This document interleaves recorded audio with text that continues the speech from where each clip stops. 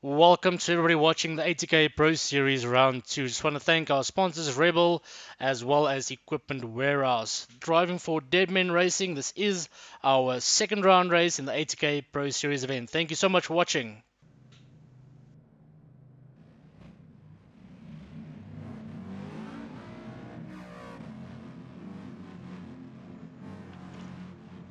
Just need to let you know this is a super tough lobby. Quick details on it. It's going to be super racing here. Like I said, my name is Deano. Thank you very much for tuning in. Let's quickly get through this here. This is an event sponsored by Mercedes-Benz South Africa. So I would just like to thank our sponsors, ATK, Mercedes-Benz ZA as well. Okay, so having a look at the race, it is St. Croix. I believe it's the B version with GT4 classes of the Merc SLS GT4 version. It is a super tough lobby. Massive competition in here.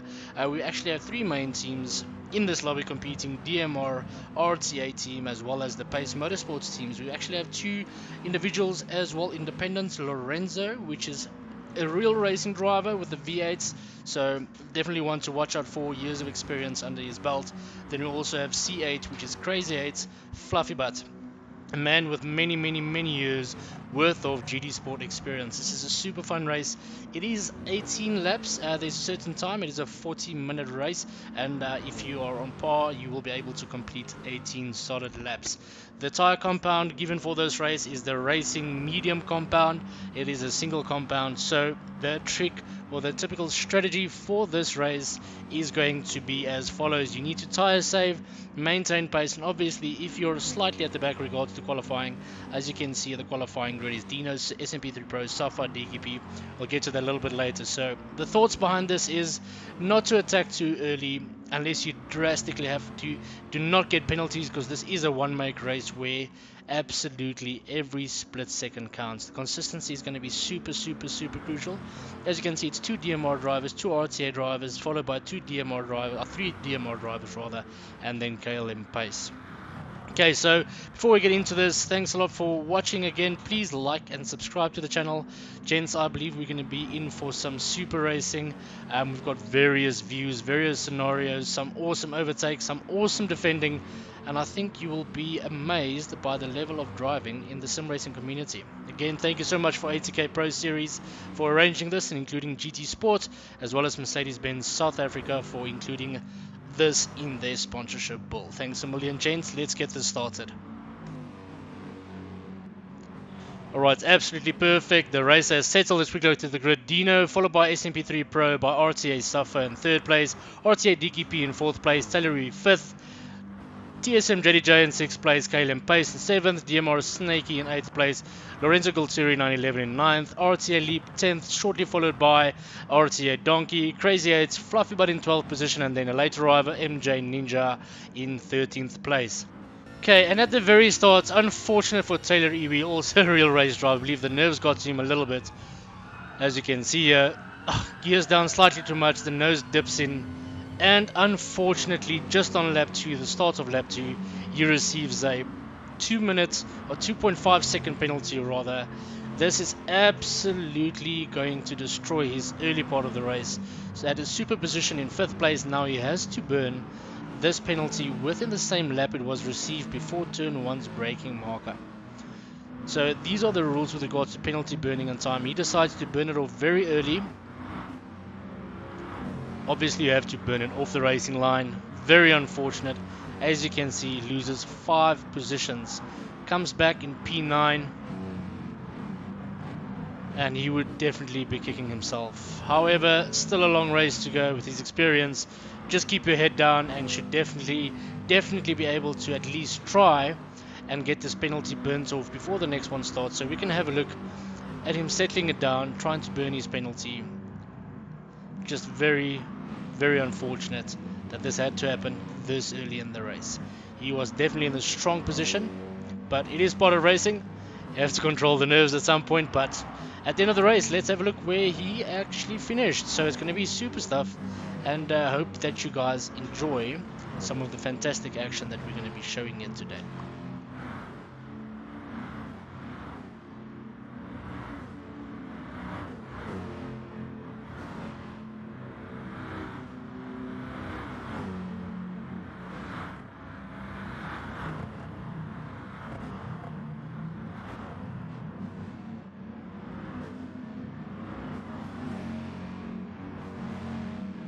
Okay, perfect. So jumping to RTA Safa. He is the local leader of the RTA Safa, well, the RTA team. Safa is actually a slang language for South African. He's a Safa. Okay, so just a little bit about RTA Safa. He's got massive amounts of experience, especially in the European leagues and international leagues. So the amount of GT Sport experience that he has is extensive. Definitely one of the strongest contenders on the grid here today.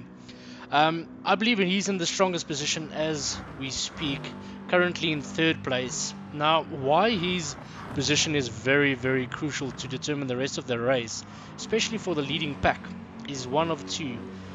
So, number one is he is still in the slip of the two front runners.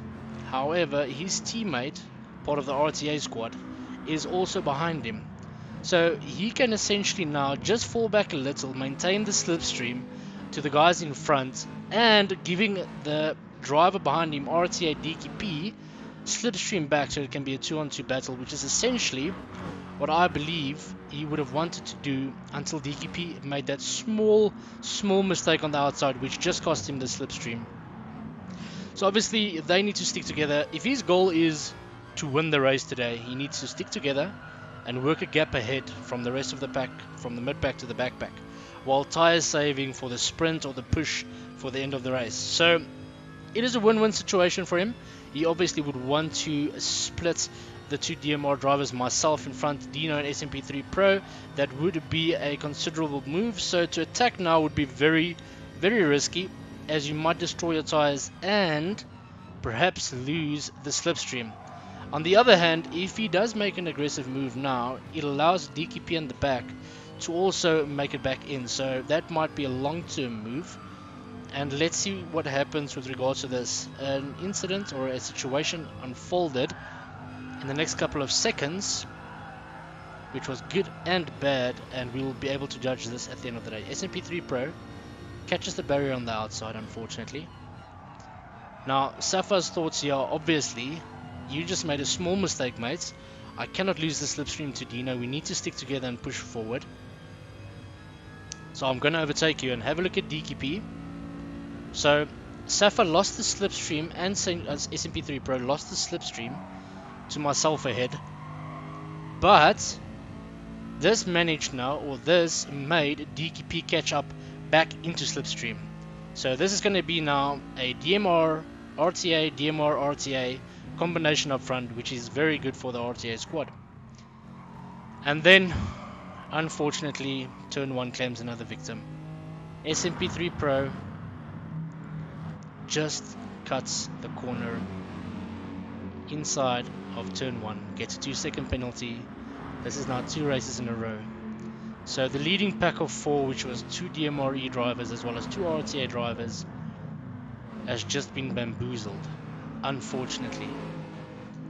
Very small, minute mistake and a 2-second penalty with everybody running basically the same pace here is very damaging, especially to the leading pack. So you'll definitely be burning this now. He pulls over to the left on the bridge here, burns the penalty, and let's see where he comes out after burning his penalty, which he's supposed to do. Take it off the racing line, do not impede on anybody else's line. Now the thought pattern here, as we can definitely see, is that he's waiting for TSM JDJ, another DMRE driver.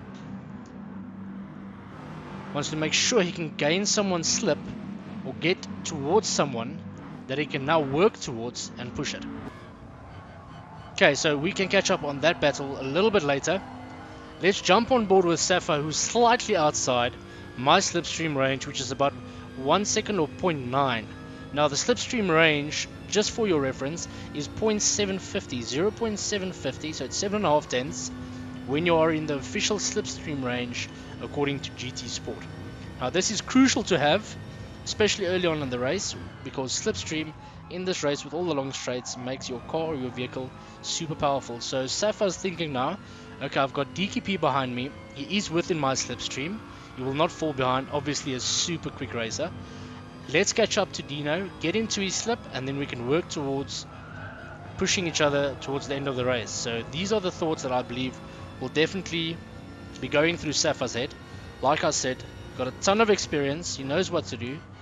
He knows he needs to conserve tires, but also does not want to increase my leash that I have. So apart from Safa, let's see, Deke is now in third place.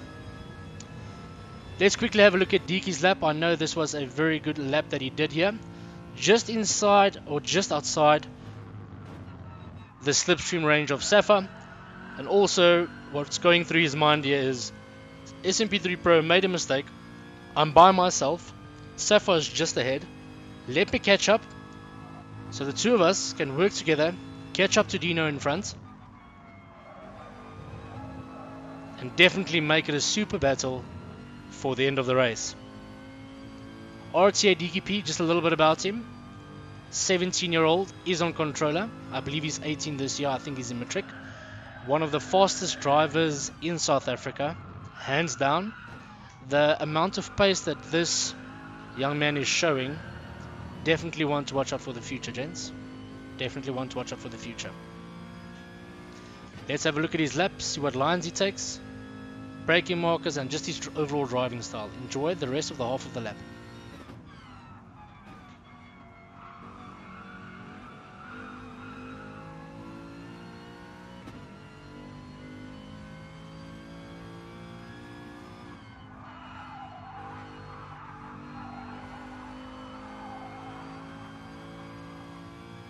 Perfect, just a note.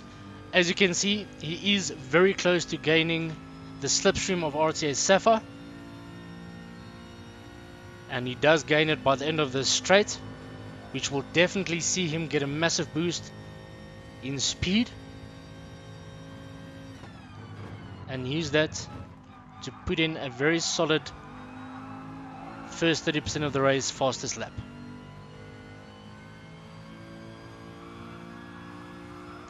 Both DKP as well as TSM JDJ. TSM JDJ being a year younger. That's John de Jager. Also one of the top 10 drivers in South Africa at his age. Definitely a future prospect for racing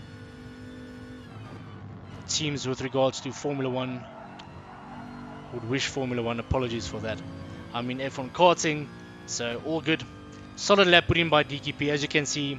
18.7, absolutely brilliant. The man is pushing. He's caught up to Safa. Now the action is going to start. They will try and definitely catch up to me in front. I did an 18.9. Obviously having to do all the donkey work ahead by myself. The two of them now will obviously work together, push together. Most probably bump draft each other on the straights as much as they can to gain that advantage, which a driver that is solo or separated from any pack cannot do at this moment. So now it has to all depend on consistency. As you can see, purple sector, but this is where you now have to decide. Do you chase the purple sector just to prove a point? Do you chase the purple sector just to show how fast you can go, how fast they can go? Everybody here is very close to pace, and no need to brag, no need to push whatsoever. Just try and get it consistent as possible. Purple gone. DKP had a good lap. Just focus, don't make mistakes. They are just outside of your slip. Manage the gap. They are going to be working together. Conserve your tires and make sure from laps 12 to 18, which is the last 30% of the race, you have enough left in the tank to battle these two prominent drivers that's going to be working together now to catch up to you. No mistakes, let's focus.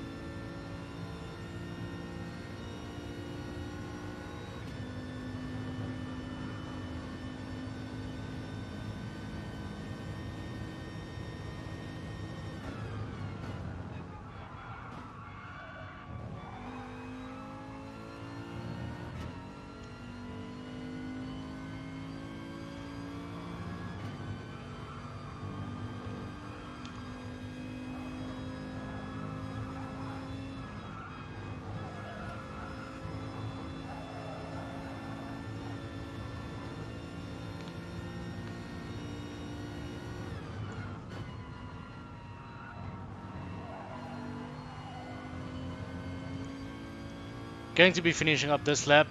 Need to get the consistency. A solid 18.8. Let's get the consistency going. It's now time to make sure you push. Absolutely beautiful racing currently. Let's quickly run through it. MJ Ninja, unfortunately, the late start. Back to the race in 13 now. DMR Snake has got some damage. The nerves just maybe got to him. Had a super quali lap. He's shortly following a Crazy Ace Fluffy, but also has damage in front. Not sure what happened with their incidents.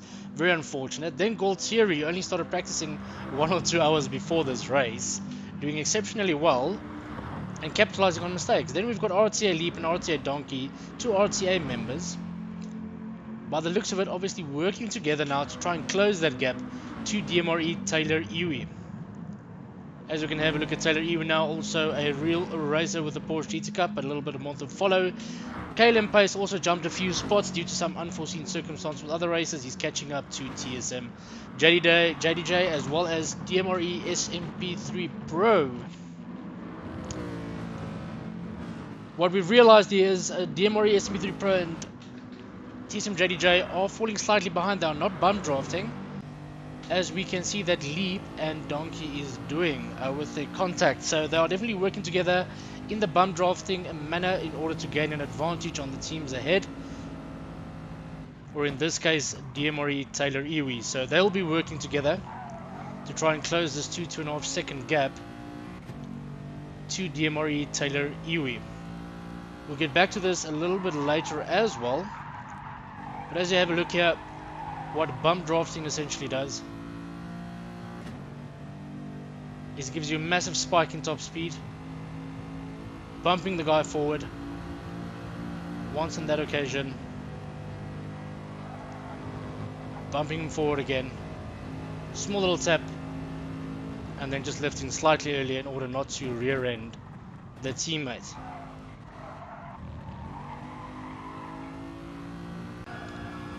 Okay, so now Taylor Iwi also finds himself slightly stranded with the chasing pack Leap and Donkey, whilst also trying to catch up to KLM Pace, coming back in 9th place earlier after his unfortunate penalty.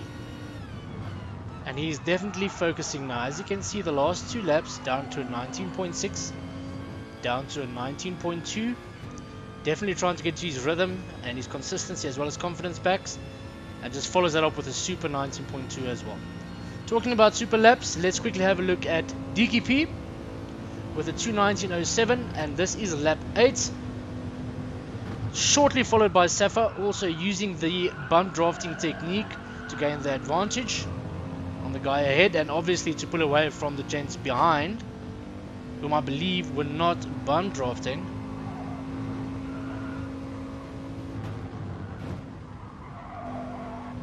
And DKP will now set a fastest lap that is going to stay till the end of the race. There are 1 or 2 other laps that are super close to this, so let's quickly have a look here and see the fastest lap that was done by Safa right on his rear, also giving him a nudge or two, obviously to catch up to me, which is currently ahead of the race, and still managing to maintain that gap to the gents behind while saving tires, as I know the push at the end of the race will be absolutely crucial. So they are essentially obviously pushing, DKP doing all the work, the workhorse, Safa sitting behind him, nudging him forward, and said, mate, you've got the raw pace at the moment, try and catch up to Deano, let's get it together. If you have a look now, you will see Safa is approaching his rear.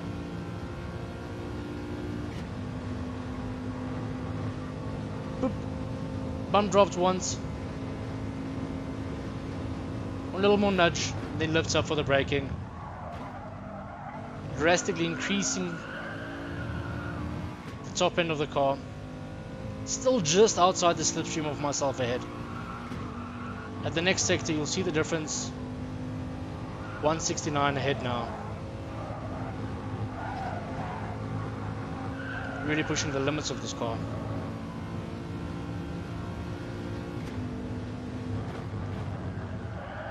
Good line through the inside, a little bit of oversteer. Not a super entry into that. Good save, good recovery. And one final little push over the finish line will make sure DK secures fastest lap 18.401, while Safa does a 405. Now, after seeing that purple lap that Deaky just did, the 4:05, I have noticed they are on the charge. To do 18.4 and low 18s and possibly even high 17s, you will destroy the tires. It is done. It was done in practice a few sessions. Did you see where the limits are of the car? So after I saw that DKP is on the push with an 18.4, I knew that they're on charge, and I still need to maintain that gap. So with what tires I've saved and the consistency I've done, 18.9, 18.8, 18.9, 18.8, I knew I had to do at least just one little push just to further increase the gap so I can calm it a little bit down.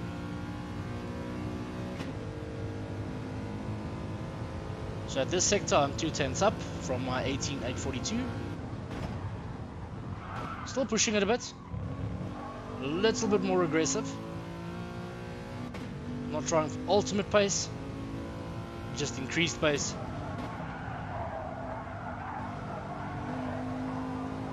Get a rather good exit there, make it very close to the barrier on the left. Definitely pull the gap on the back at least with that exit. I get to a purple sector. Was on for a fastest lap. Unfortunately, I don't have someone behind me tapping me forward, giving me that extra 2/10.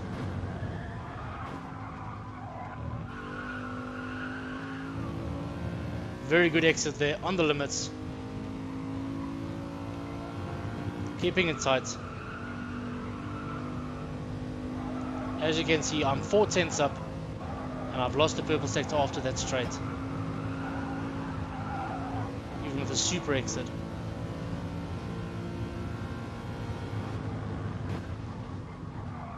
I saw the gap behind me has definitely increased after a push lap like this, just to get that gap back so that I can chill a little bit more ahead.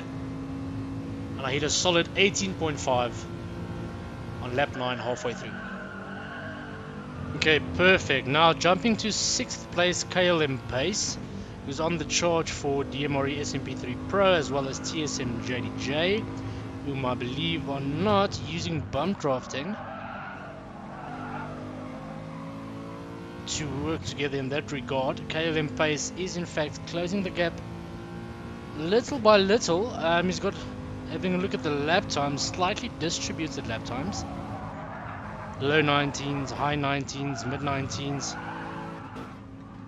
and a little bit more tire wear than one would want to have at this moment. So he did manage to catch up little nonetheless. I believe the tire wear and distributed consistency is maybe due to the fact that he's trying to push, obviously, rather risk that tire wear and consistency a bit to try and catch up in order to get himself into this battle where he loves to be. Now the respect between these two drivers ahead, TSM JDJ SMP3 Pro as well as Pace, come from a long time ago. They have driven together, I would say, for about 2 years now, way before any team affiliations or factions were formed.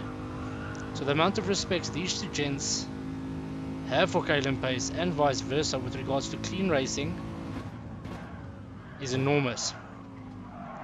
And with saying that, starting or getting to the same position that we were now for the next lap, you will see two super battles between KLM Pace, SMP3 Pro, TSM JDJ, and then on the exact same lap as well between DMRE Taylor Iwis and P7, 8 and 9, Donkey as well as Leap. So battle for 4th place between 4, 5 and 6, and battle for 7th place between 7, 8 and 9, all happened on lap 11. Now this is something we cannot miss, unfortunately, and we will be showing you both. So KLM Pace with a 218.6 assisted by Slipstream there, which makes up for the slight inconsistency by pushing a little bit earlier, and the Slipstream will assist now to maybe regain some of the lost time due to that. So he's right back into it now on the rear end of TSM JDJ, who is also on the rear, back to back with SMP3 Pro, on lap 11. Pace has managed to close the gap. And now, ladies and gentlemen, you will see an awesome battle ensue. And also a great move being made by one of these three gentlemen. For now, I'll quickly keep quiet, and the next 20-30 seconds, you will know exactly what I talked about.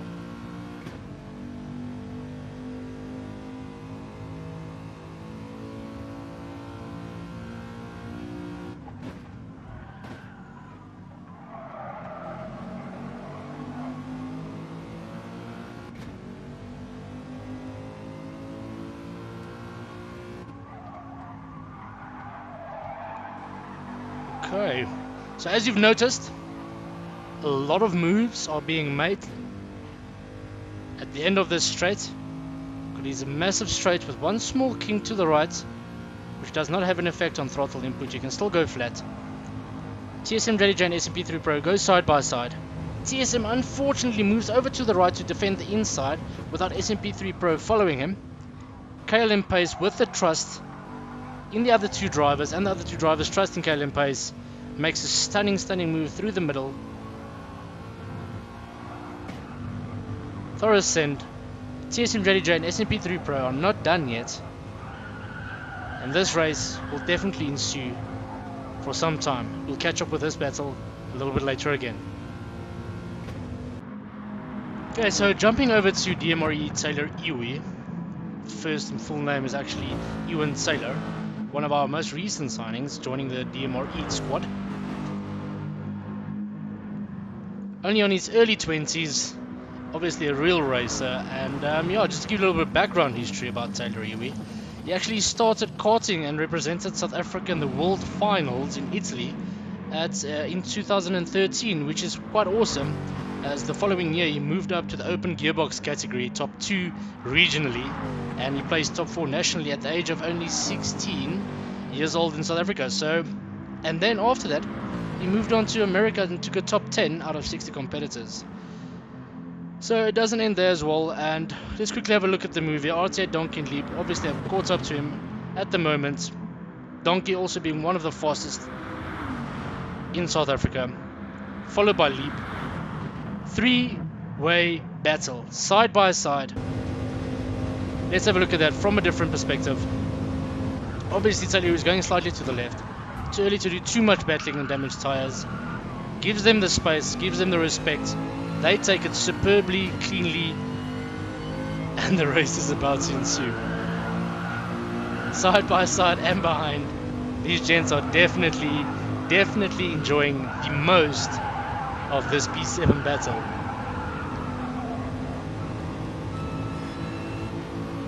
So talking about that, in 2015 he joined 7-speed gearbox karting, which is the highest level in karting, top 2 nationally and top 2 regionally as well, and battling a world champion at the time. And with that experience, makes a move on Donkey to RTA versus DMR. He says, boys, I'm not going to let up that easy.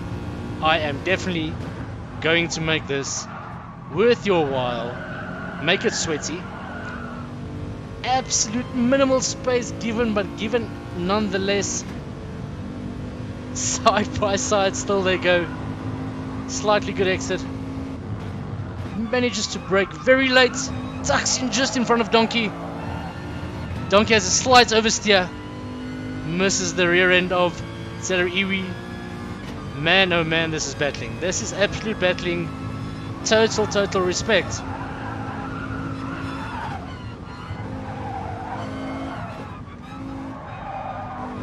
So Taylor Iwi also represented South Africa at France, American or European, every way you would like it.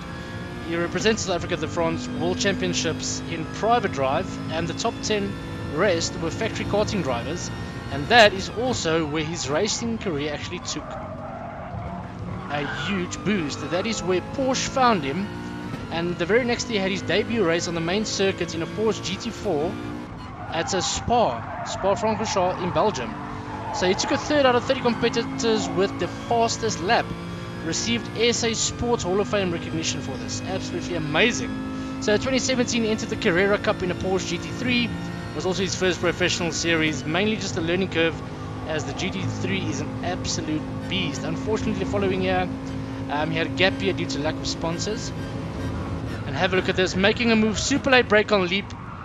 Leap obviously can hold his own. Massive experience, ton of space given. Leap says, no boy, I'm not going to make this easy for you as well. Taylor tucks in right behind him again, and the move has also allowed Donkey to get back into the slip, which is great as well. So this all is racing as well, and then also just 2019, just to finish off his resume, he reached the highest level of Porsche Cup Series, being the Porsche Super Cup, and he was selected for one of the 6 Porsche rookie team spots. So this is what you're seeing battle ensuing here. RTA Donkey being one of the fastest GT Sport drivers until a few months ago, and he's pushed his focus over to PCACC. Unfortunately, he's PC'd around a little bit too late. Taylor Iwi making a move on the outside, Leap sending it out on the inside, again giving space. Just enough space for Donkey to make another move back on the inside. Slipstream assists Donkey. Taylor Iwi again says, no mates, I'm going to go for this. Last minute, out of respect, just pulls back on this battle. This is insane, insane battling. These guys are not concerned about catching up to P6 anymore. This is this for them right here. This is what they want done. Nothing else.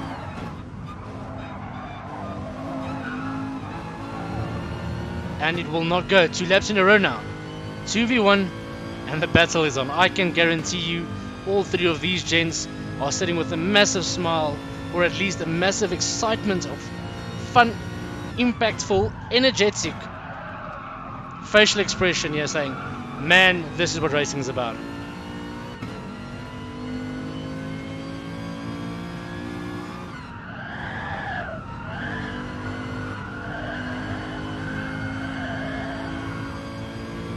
RTA Leap going slightly wide there. Taylor also upon entrance going slightly wide. Just managed to stay inside the slip of both the gents in front. Saying, boys, this is not over.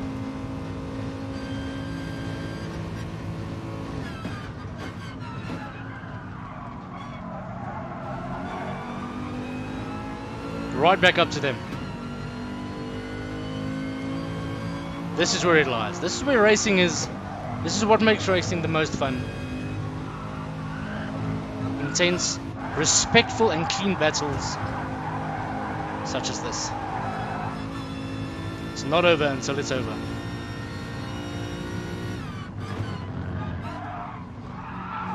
Okay, so the battle continues. However, I need to go to another awesome battle that ensued earlier. We will get back to this one in a short while. It's not over. Now the battle for SMP3 Pro and KLM Pace has also ensued for the last 2 laps. Goes out on the outside. Both of the gents obviously having raced together a lot of times. KLM Pace definitely going very deep, braking as late as possible to clean out the outside. Pushes his car to the way left.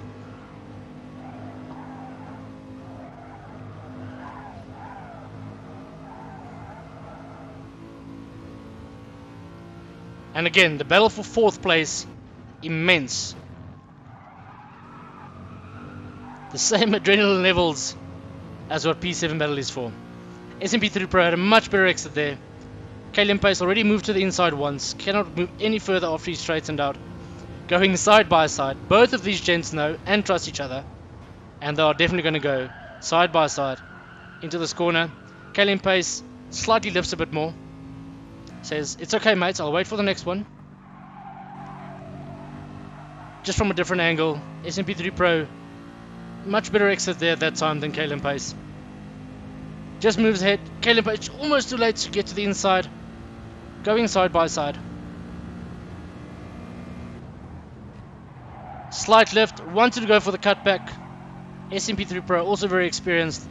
Just lifted a little bit on the line there, so absolutely beautiful. Perfect. We have just reached lap 13, which is exactly the last 33 or last third of the race. DKP and Safa have genuinely tried to push, work together, bump draft to gain a little bit of extra advantage to catch up on myself, Deano ahead. I've just still managed to evade them every time they get close. I just push a little bit harder again and still try and save tires for what is about to come next, which is the last third of the race. Now, knowing this is an 18 lap race, obviously would like some tires for the end to ensure that if there's a battle to happen, you are ready and prepped for it. So Safa and Diki in the last laps have driven beautifully together. Diki had very raw pace. As you can see the lap times there, it was an 18.7, 18.7. Had a small little 1.5 a second mistake on lap 7, followed by the current fastest lap of the race, an 18.401. Similar to Safa, who did an 18.405. So they both benefited that lap, drafting Safa forward and Safa bump drafting Diki a little bit ahead. So after that, laps 9, 10, I'm not sure why 13 doesn't show, and 12, the tire degradation has gone somewhat lower, an 18.6, 18.8, 18.9, so that is on the degradation trend, the opposite way of what they would like. The fuel is becoming much less, and from this lap onwards, we will definitely be able to see whom between myself and the two of the RTA boys has managed to save the most tires, or who are able to now keep the heads down and push the most from what is left on this last push. As you can see, it's about a 1.5 second gap, or about a second by the start of lap 14. Give or take a second, second 0.2. As you can see again, an 18.8 from DKP. Lap times going slightly upwards. And this is now where it all starts. We've worked hard, managed our consistency, tried to definitely be mistake free, was do as little amount of mistakes as possible. So just over a second in it between myself and the two RTA gents. Massive respect for these two being able to drive so close to each other, back to back, trying to push and catch up.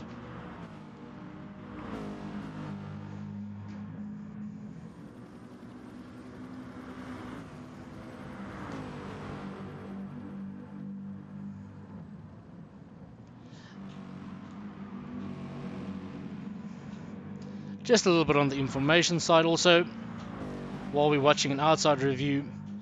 There are numerous ways on how to save tires, especially on a massively big and wide flowy track such as this one, St. Croix B, which represents a fantasy track based on the French countryside. Absolutely beautiful. And this is where I decided, okay, it is time, do a little bit of pushing. This is lap 14. As you can see, the gap is extending a little bit more at each sector. Just starting to pull the gap. Having saved a little bit more tires for the end. Holding back some of the pace, not trying to push too hard in the beginning. Just managing the gap, managing the slipstream to the chasing RTA team behind.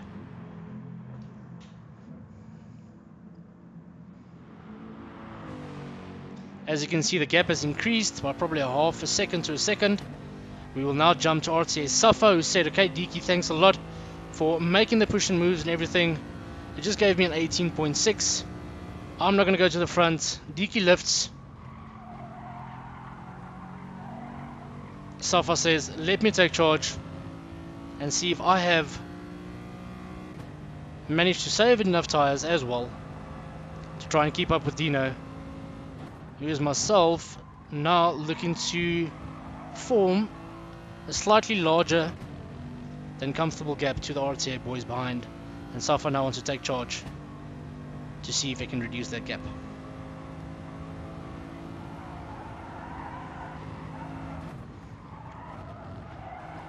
just for reference, we will do a full onboard lap with suffer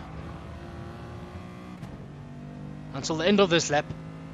Then we will jump back to my car from laps 12 or 13 in order to see lap times consistency comparisons, tire wear degradation comparisons, and consistency comparisons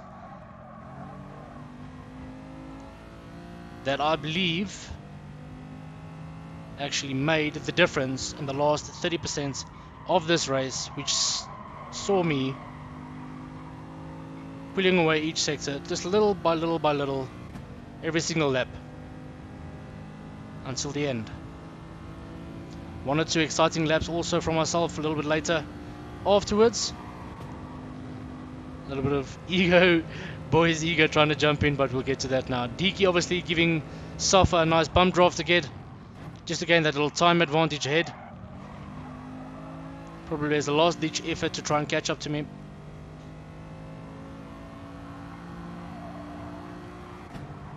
Just seem to not have the grip levels at this point in time. Going slightly wide, tires squealing. DKP had a great exit.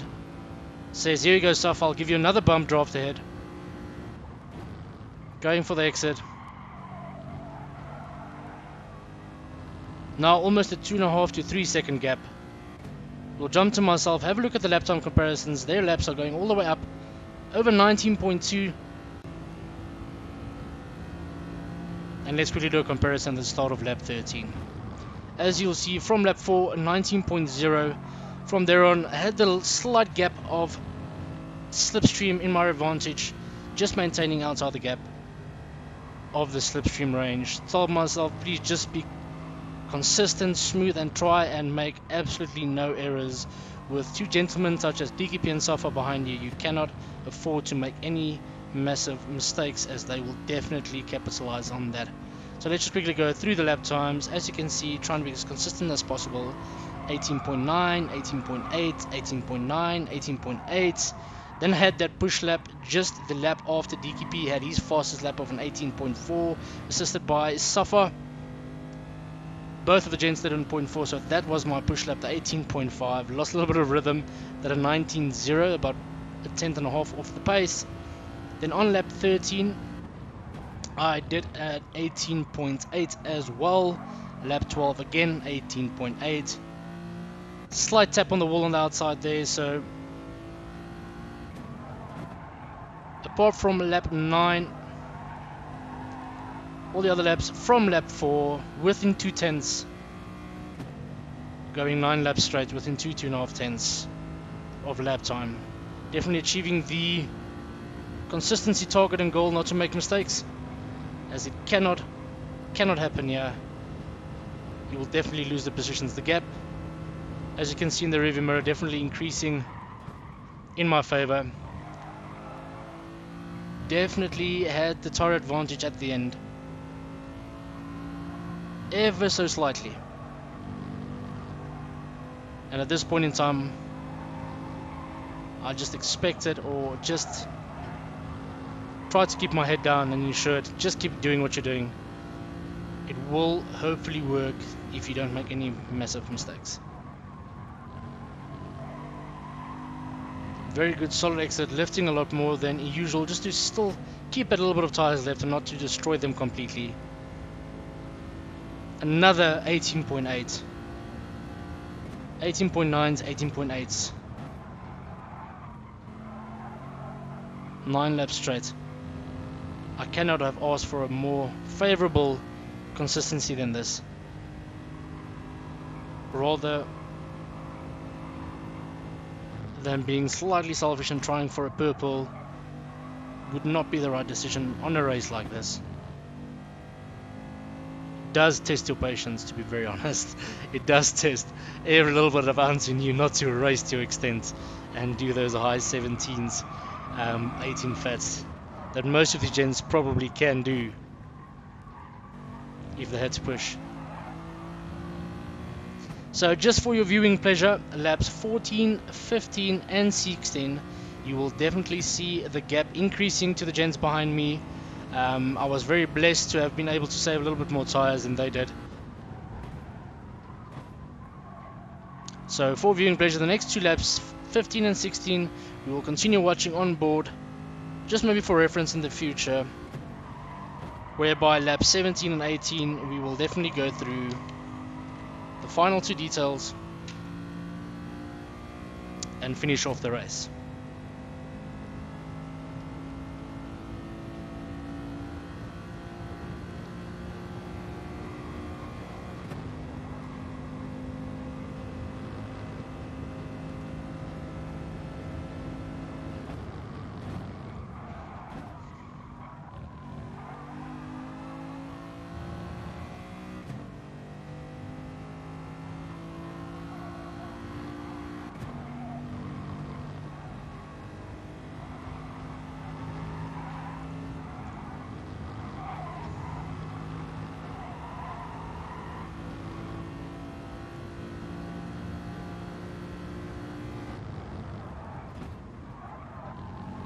Very nice, excellent out there. Just a quick heads up as well.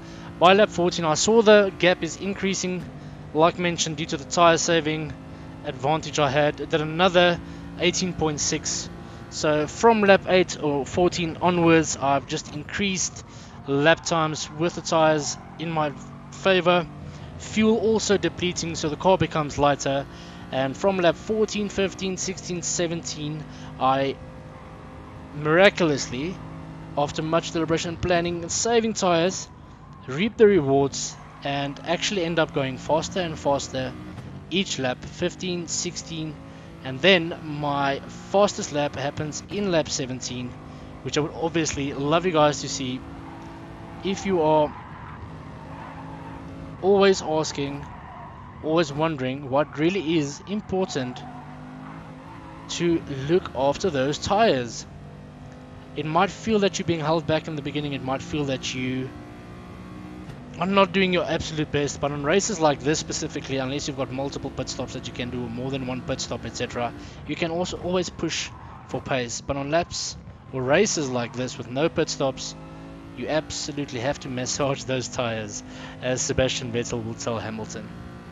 Now, I believe, not to the extent that the pros can do it, managed quite a nice bit of tire saving here. And the gap is growing from 1 second at lap 12 or 13, 12 to about 3.5, 4.5 seconds now, and I believe I'm about half a second to 7/10 quicker per lap. Just a quick one again with regards to lap times: 0.8, 0.9, 0.8, 0.8, 0.6, 0.8, 0.8, 0.8, 0.6. Still within 10 or 2/10 over 10 laps. I could not have asked for a more favorable result.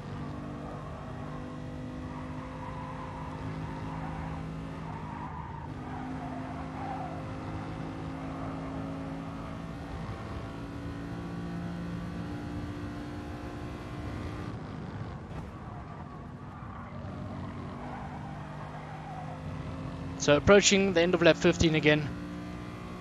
Was this another consistent lap? Another 18.6.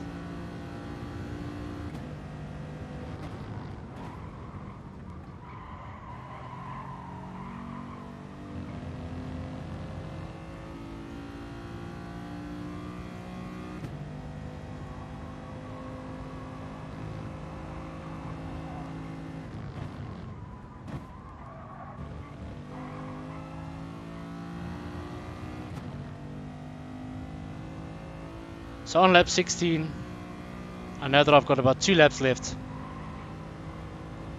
and I definitely want to try and see to what extent I've managed to save tires, and while still having grip, and now the extra advantage of slightly lower fuel with slightly worn tires, what I'm capable of doing. The gap now is about 3.5 to 4 seconds to the back. So I've got a little room for error. Unfortunately, I go slightly wide, pushing a tad bit too much there. And let's see what the outcome will be at the end of this lap. And then I told myself, pull it together. Let's push for a nice one at the end of the race with the worn tires and lower fuel to see what's possible on lap 17.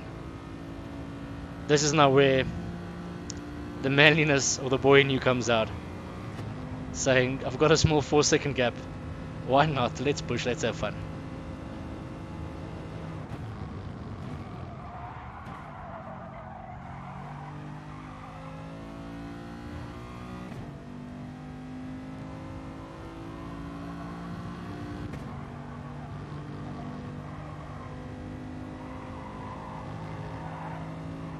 Lost about 3/10 on that mistake I had on the exit of the bridge.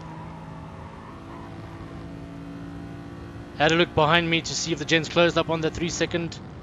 Fortunately for me, they have not. Their tyres are just not in their favour. I have a good exit.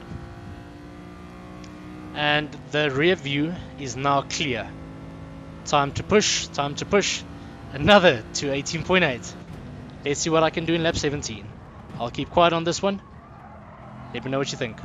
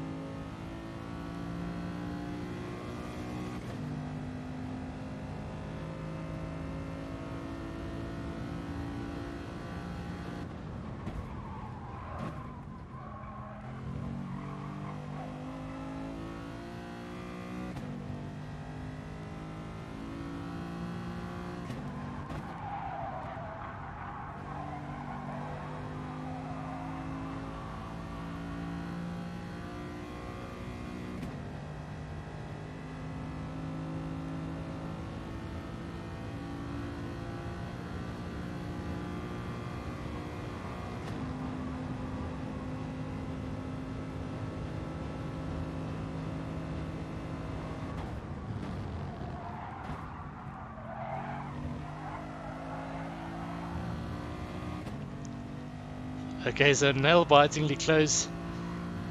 Definitely can feel the grip levels of the car just going down, keeping it to a 10th. I knew earlier I made a small mistake around these flowy S-bends and on the exit. I knew that's the only place I'll be able to capitalize. Can I also get a 0.4 at the end of the race with worn tires? Slight little oversteer there.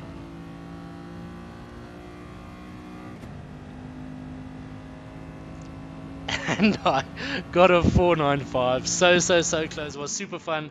Left a little bit of everything in the bag for me. As you can see, the gap to the back has drastically increased from 1 second by lap 12 to about 4.5 seconds currently. After a super push between Diki and Safa assisting each other to try and catch up. Unfortunately, small little mistakes managed to see my arse in the clear. Okay, so I'm just taking it home here. It will be awesome. It was a super race. Told myself I got the 0.4. There's no ways I'm going to try and risk it again. Tire wear is not that much favorable anymore. Just bring it home. All you wanted to do is try and get a 0.4 at least. Just a little bit of the ego coming in there. Diki and Safa had a super race. So what I've taken from this race, what a lot of people have taken from this race, in cases like this, where you plan your moves, where you take your moves, where you plan your overtaking, how you defend, when you defend, and against whom you defend plays an absolutely crucial role with regards to the results at the end. Knowing your competition, and what to do and what not to do, will definitely be in your advantage on races like this. Unfortunate events saw gentlemen like SMP3 Pro, Taylor Iwi, and TSM JDJ, all of whom qualified in the top 6. 2 penalties and 2 slightly off-track moments for TSM JDJ. Each time he caught up fast to pace, he just managed to make a little mistake to his detriment. Other than that, super clean racing from everyone. The overtakes that were done, the attacks that were done, the defenses that were done, very clean. And I think the gentlemen, especially the battle for 4th place between 4, 5 and 6, and then the battle for 7th place between 7, 8 and 9, as you can see, Taylor Erie with his racing experience have managed to fend off, defend, offend, defend, and overtake RTA Leap and RTA Donkey again for P7. So he has managed to elude the 2v1 battle against himself. As you can see, Deano, myself, going over the line, and in the distant background, you can see DKP as well as Safa coming over the line. DKP just lifting at the end, losing about 3-4 tenths to have a photo finish with Safa. They love to do that. Awesome racing from the gents, so close, so close. KLM Pace with super battling with SMP3 Pro and TSM JDJ. I can guarantee you all three of them were exhilarated with the moves. KLM Pace being mistake free. Taylor Iwi getting the better of the two, Donkey and Leap. I know after the race they definitely congratulated each other for their super racing. Then Gold Siri came at the end and stole P10 and 9 from both of them. The man who only arrived this evening. Awesome stuff. Snakey, MJ Ninja, and Crazy 8's Fluffy Butt conclude the race there. It was absolutely fantastic, gents. Thank you so much for watching. Ciao, ciao.